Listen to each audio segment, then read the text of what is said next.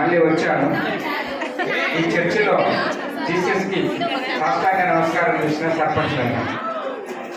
నేను వచ్చిన తర్వాత సేవలు అంటే చర్చికి ఎలా చేస్తారనేది బెస్ట్ ఎగ్జాంపుల్ పురుషోత్తమయ్య గారు. ఎందుకంటే వారు దేనికైనా కూడా సర్పంచ్ దగ్గరికి వస్తే మాస్టర్ గారు, లాజరు, తర్వాత అనిలు, మాణిక్యం అందరూ నా దగ్గరకు వచ్చి మీరు చర్చికి రండి, ప్రోగ్రామ్ ఉందంటే ఖచ్చితంగా వస్తానని చెప్తా. ఈరోజు ఈ పునరంకిత ప్రార్థన యొక్క సందర్భంలో నన్ను కూడా భాగస్వామ్యం చేసినందుకు సంతోషం ఉంది.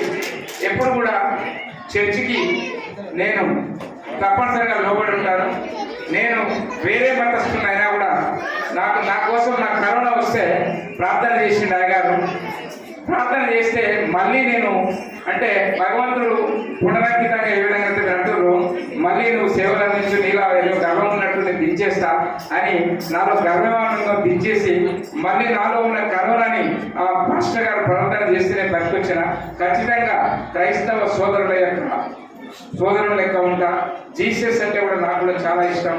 చర్చి సంబంధించిన ఏ విషయం ఉన్నా, అది ఎమ్యూనిటీకి సంబంధించి మీరైనా ఏదైనా కానీ నేను తప్పనిసరిగా బాధ్యతాయుతంగా వివరిస్తానని ఈ అవకాశం ఇచ్చిన క్రైస్తవ సోదరి మనం దెబ్బతాన్ని తెలియజేస్తూ ముగిస్తాను. Thank you.